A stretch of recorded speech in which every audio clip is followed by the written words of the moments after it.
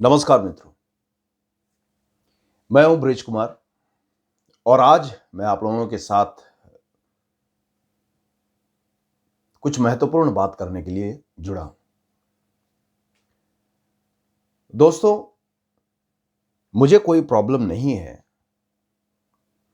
कि भारतीय सरकार या फिर ये जो पद्मश्री अवार्ड देने वाले जो लोग हैं, जो एजेंसीज हैं, जो चयन करती हैं कि किनको पद्मश्री अवार्ड देना चाहिए या फिर किन्हीं को भी कोई भी अवार्ड दिया जाना चाहिए, मुझे उससे कोई प्रॉब्लम नहीं है। मैंने पहले भी कहा है कि बहुत से ऐसे नाम निकल के आए, बहुत से ऐसे छिपे हुए चेहरे निकल के आए जिनको ये सम्मान दिया गया, और मैं तहे दिल से सरकार का शुक्रिया अदा करता हूं कि ऐसे छिपे हुए लोग जो अनसंग हीरोज थे उनको आगे ला करके सरकार ने रखा और उनको पुरस्कार से नवाजा। अब मेरी प्रॉब्लम सिर्फ इतनी सी है कि जब कला के क्षेत्र में, फिल्म के क्षेत्र में, एंटरटेनमेंट के क्षेत्र में आप चंद लोगों के नाम आगे लाते हैं और उनको पद्मश्री अवार्ड से सम्मानित करते हैं,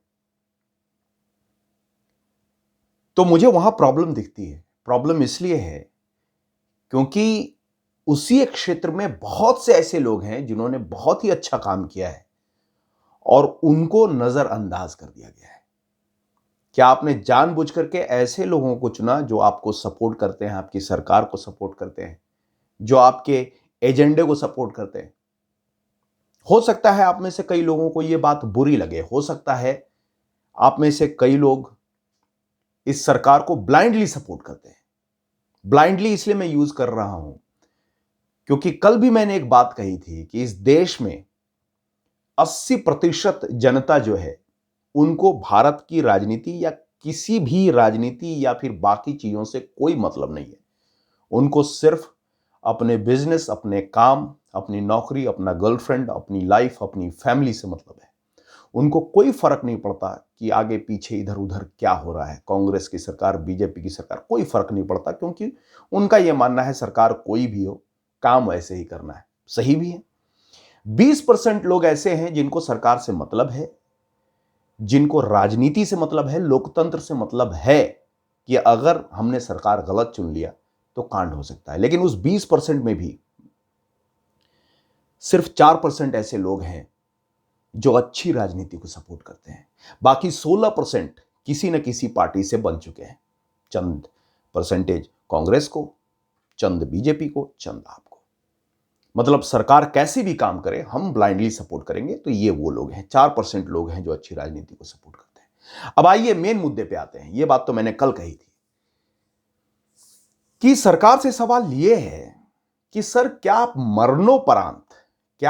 मरणोपरांत किसी को किसी अवार्ड से नहीं सम्मानित कर सकते? आप एक बात बता दीजिए कि किस मायने में हमारे सुशांत सिंह राजपूत कम रह गए थे? किस मायने में उनकी एक्टिंग कम रह गई थी, या उनका जो कंट्रीब्यूशन, जितने समय तक वो बॉलीवुड में रहे और इतने कम समय में जो उन्होंने कंट्रीब्यूट किया एंटरटेनमेंट के मायने में अपनी फिल्मों के जरिए, वहां क्या कमी रह गई?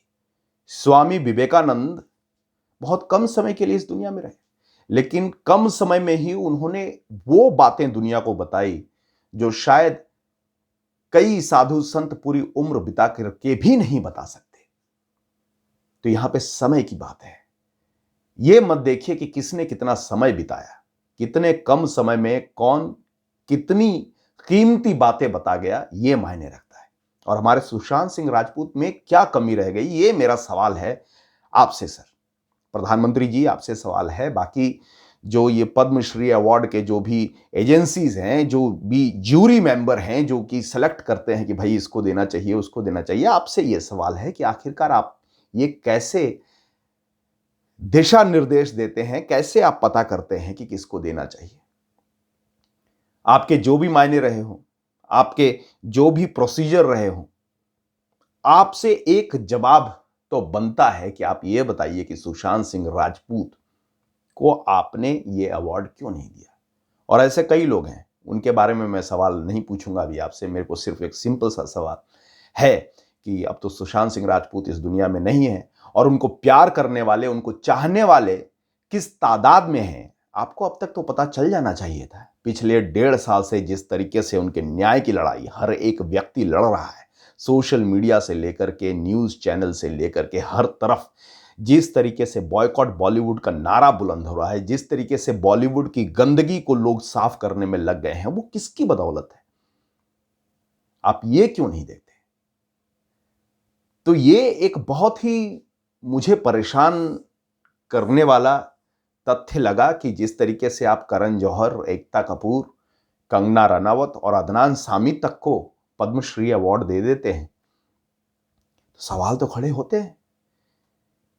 एकता कपूर जिस तरीके के सीरियल्स बनाती है, जिस तरीके से एंटरटेन करती है, और ये कंट्रीब्यूशन नहीं कहूंगा मैं, वो बिजनेस कर रही हैं, वो धंधा कर रही हैं। ऑल्ट बालाजी आखिरकार करता क्या है? गंदी बात 1, गंदी बात 2, गंदी बात 3।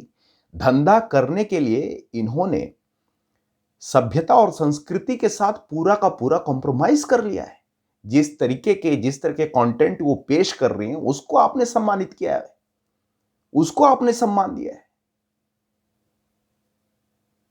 करण जौहर जिस तरीके से नेपोटिज्म को बढ़ावा देते हैं, जिस तरीके से मुंबई को अपनी जागीर समझते हैं और पूरी बॉलीवुड इंडस्ट्री को वो कहते हैं कि ये तो मेरी जमींदारी है, मैं जिसको चाहे उसको काम दूं, ऐसे लोगों को आप सम्मानित करते हैं।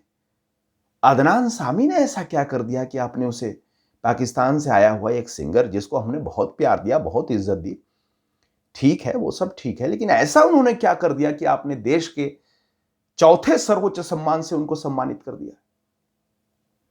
कंगना रनावत ने ऐसा क्या कर दिया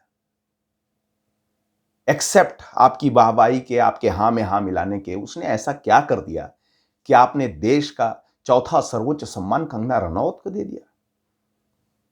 यह सोचने वाली बात है। और इस पार्टी को सपोर्ट करने वाले लोग, नहीं सपोर्ट करने वाले लोग, मैं आप सबों से सिर्फ यही दरख्वास्त करूंगा, ये रिक्वेस्ट करूंगा कि ये सवाल पूछिए, आंखें खोलकर सवाल पूछिए, कान खोलकर सवाल पूछिए, दिमाग खोलकर सवाल पूछिए। एक बार सोचिए कि आखिरकार कहां चली गई है ये सिलेक्शन की जो नैतिकता है, वो कहां चली गई? शुरू में ही मैंने कहा कि आपकी बाकी जो चयन प्रणाली रही है, जिस तरीके से आप तुलसी गौड़ा जी को लेकर के आए, जिस तरीके से आप और भी कई नामों को लेकर के आए, तुलसी गौड़ा जी के काम को हम प्रशंसा करते हैं, सराहनीय कार्य है और ऐसे लोगों को इज्जत देनी चाहिए। एक फल विक्रेता ने कैसे स्कूल खोल करके एजुकेशन को आगे बढ़ाया, वो सब समझ में आता है। वो कहानियां सच में आंखें खोलने वाली हैं। लेकिन ये जो एंटरटेनमेंट इंडस्ट्री में जो लोग हैं, उन्होंने अपने बिजनेस के लिए काम किया है। करण जौहर ने अगर फिल्में बनाई हैं तो वो पैसा कमाने के लिए बनाई है। कंगना रनावत अगर फिल्में बनाती हैं और एक्टिंग करती हैं तो वो पैसा बनाने के लिए करती हैं। एकता कपूर अगर कुछ कर रही हैं तो वो पैसा बनाने के लिए कर रही हैं। अदनान सामी अगर गाना गाते हैं तो वो फ्री में गाना गा करके तो नहीं कमा रहे ना, और जो पैसे कमा रहे हैं वो चैरिटी में तो नहीं दे रहे हैं ना। तो ऐसे लोगों को आप सम्मान कैसे दे रहे हैं?